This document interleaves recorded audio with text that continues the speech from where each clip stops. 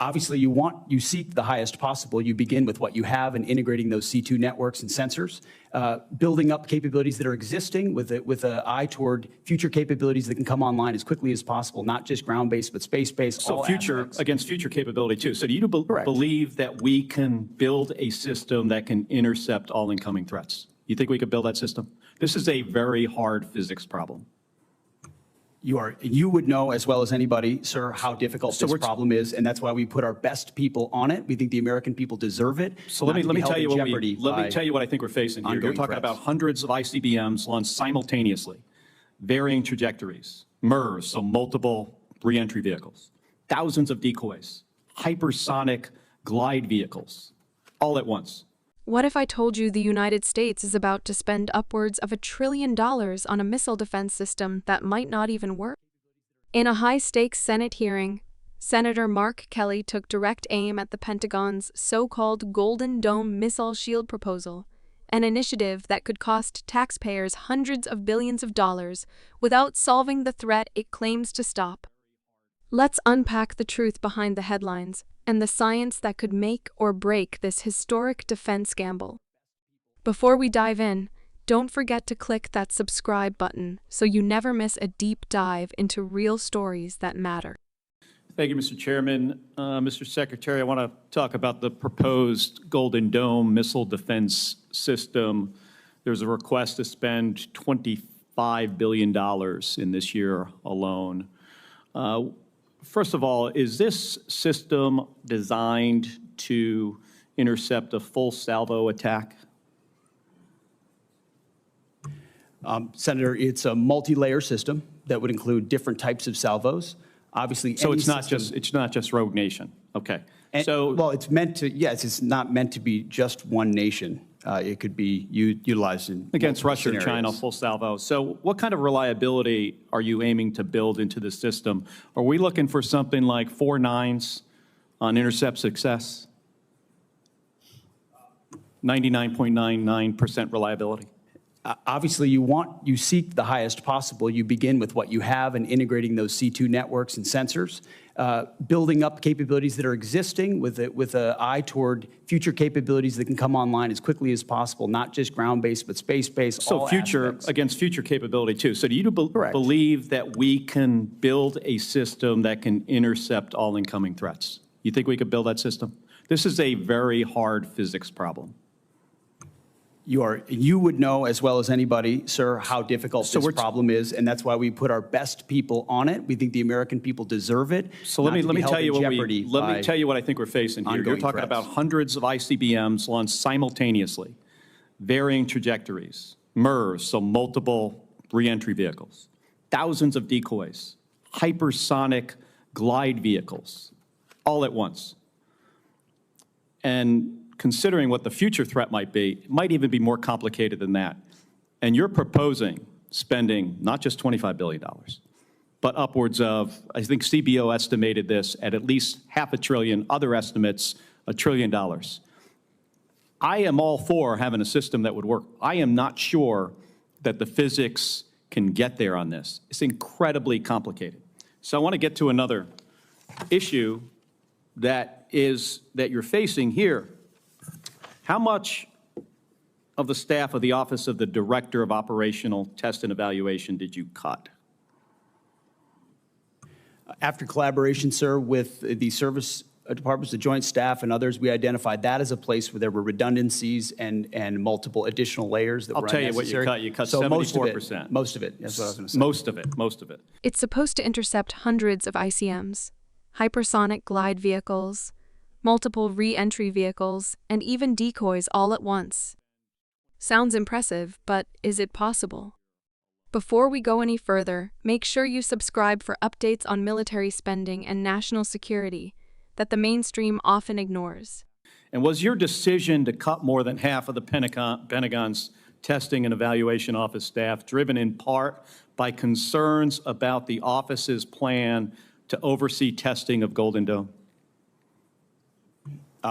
The concerns were not specific to Golden Dome, sir. It was years and years of delays unnecessarily based on redundancies in the decision-making process that the services, COCOMs, and the Joint Staff together with OSD, identified as a get, logjam Mr. that was Secretary, not helping to the process. get It the was slowing it down. reliability we would need, you need something that's at 4 nines, 99.99% reliability, with all these challenges. And you cut the staff of the people who are going to make sure this thing works before we make it operational, before we give it to the warfighters.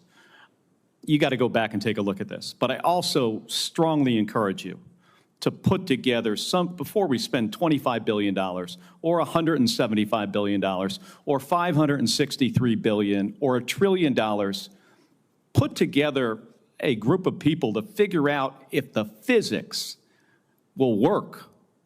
You could go down a road here and spend hundreds and hundreds of billions of dollars of the taxpayer money, get to the end, and we have a system that is not functional. That very well could happen. And you're doing this just because the president, and I understand your role as the Secretary of Defense. You got to execute what the president says. But this idea, might not be fully baked. And you can get in front of it now and figure out and find out if you put the right physicists on this. And I'm not saying go to the big defense contractors. I'm going to scientists. And I know there's a questionable relationship with this administration and scientists, but go to some scientists, figure out what we would have to do to build a system, and then make smart decisions before we spend hundreds and hundreds of billions of dollars. Senator, we're doing that, leveraging existing technologies and not premising the project on aspirational technologies, what we can actually do, and would welcome. Well, $25 billion in the first year is a lot of money. That's more than just figuring out if we have the ability to build a system that can handle a full salvo threat, hypersonic glide vehicles, MERS, thousands of decoys. Thank you, Mr. Thank you, Chairman. Senator Kelly. Senator Kelly, a former NASA astronaut and military pilot, didn't hold back. He asked the Defense Secretary directly, can the system intercept a full salvo attack with near-perfect reliability? The response was vague promises, technical jargon, and a lot of talk about future capabilities. Kelly made it clear the Pentagon is proposing a system that needs 99.99% reliability, but there's no guarantee it can be done. We're not just talking about 1 or 2 missiles here. We're talking about hundreds of advanced, unpredictable threats coming in all at once. If you're following this and want the full story on defense tech and policy, hit that subscribe button right now. Here's where things get real. Kelly calls it what it is, a physics problem. He paints a chilling picture: ICMs, decoys, hypersonics, MIRVs all launched simultaneously. The kind of scenario that even supercomputers struggle to model, let alone stop.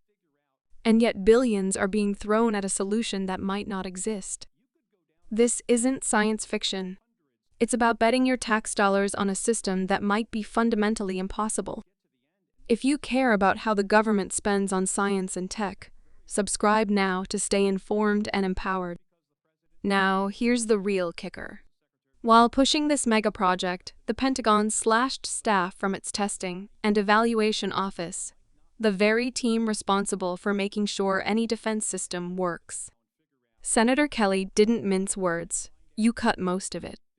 Why bureaucratic redundancies, according to the Defense Secretary?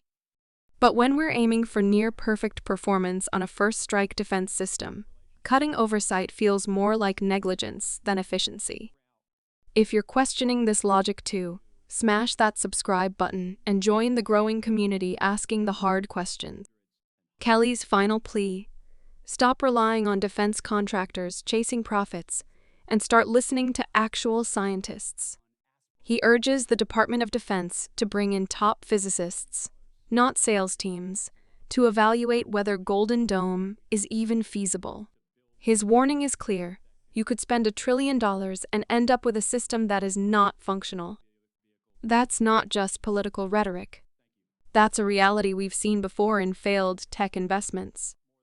If you're with Kelly on using science over speculation, subscribe and keep this conversation alive. Senator Kelly's confrontation wasn't about politics. It was about protecting the country and your money from a potentially catastrophic miscalculation. Golden Dome might sound like a miracle shield, but without solid science, it could become a trillion-dollar boondoggle. This story is still unfolding, and the stakes couldn't be higher. Subscribe now for more unfiltered coverage on military policy, technology, and the decisions shaping our future. Until next time, stay informed, stay skeptical, and stay tuned.